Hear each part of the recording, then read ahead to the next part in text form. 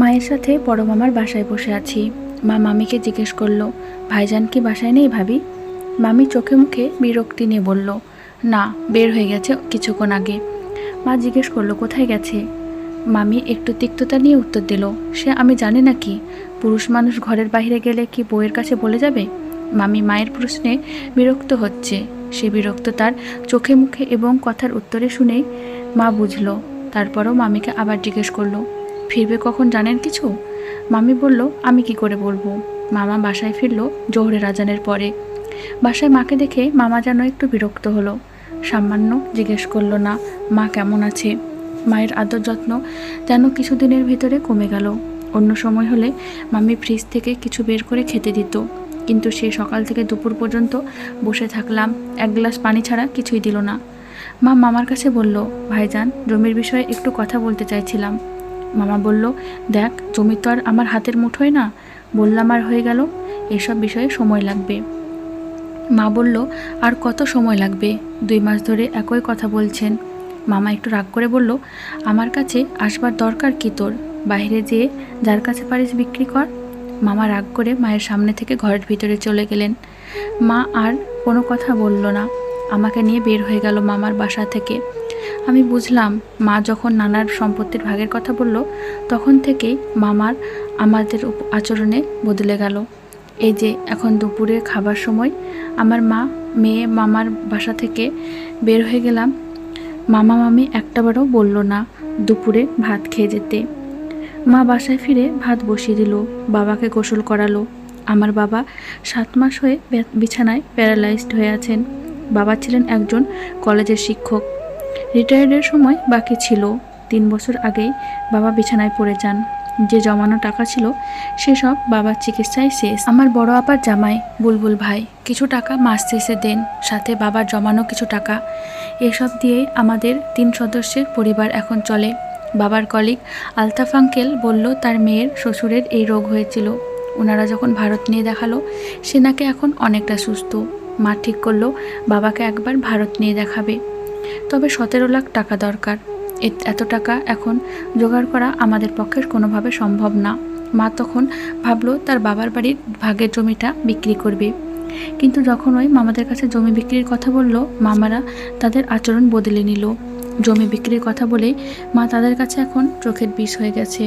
মা যদি মামাদের ফোন দিয়ে দেয়, ফোন তুলে না, বাসায় গেলে এমন আচরণ করে যেন অনেক বড় ক্ষতি মা করে ফেলেছে। মা অনেক দৌড়াদৌড়ি করে জমির কিছু দলিল জোগাড় করে।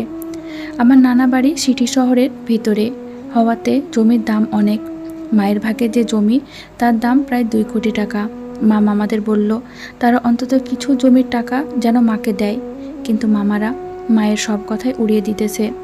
প্রতিদিন ছোট মামা বড় মামার বাসায় একবার যাচ্ছে আর তাদের তিক্ত আচরণ নিয়ে ফিরে আসে। কাজের কাজ কিছুই হয় না। মা ঠিক করলো জমি বাহিরের লোকেদের কাছে বিক্রি করবে। যখন মামারা জানলো মা জমি বাহিরের মানুষের কাছে বিক্রি করবে, তখন মামারা সেই লোকের কাছে যে বলল, আমরা মায়ের কোনো জমি নেই, সব জমি তাদের 2 ভাইয়ের নামে নানা লিখে দিয়ে গেছে। যদিও মামারা মিথ্যা কথা বলল, তার কাছে যেন মা জমি বিক্রি করতে না পারে। শেষে এসে মায়ের কাছ থেকে এক কর্নেল সাহেব জমি কিনতে রাজি হলেন। কর্নেল সাহেব চায়ে চুমুক দিতে দিতে বললেন, তা তোমার ভাইয়েরা জমি কিনতে রাজি হয়নি? মা মাথা নেড়ে বলল, না।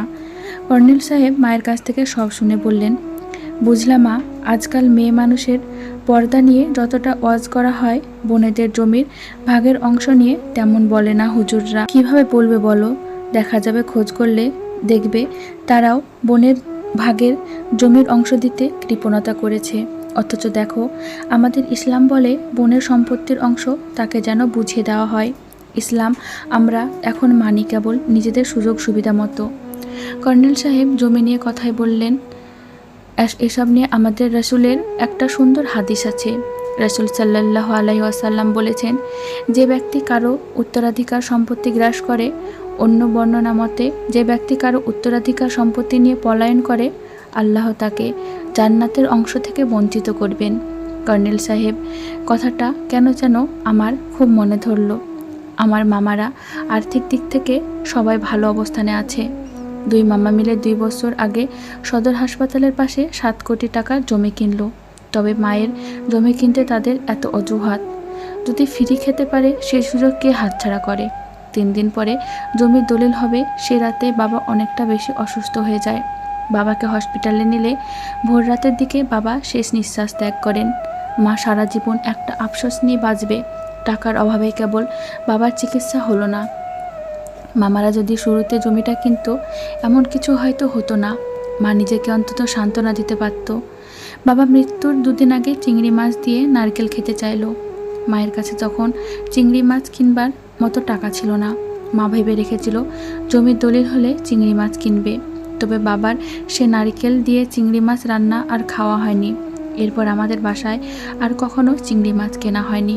তীব্র ক্ষোভে মা তার ভাগের জমি সে কর্নেল সাহেবের কাছে বিক্রি করলো 2,13,00,000 টাকায়। মা জমি বিক্রি করবার পরে মামারা আমাদের সাথে সব যোগাযোগ বন্ধ করে দেয়।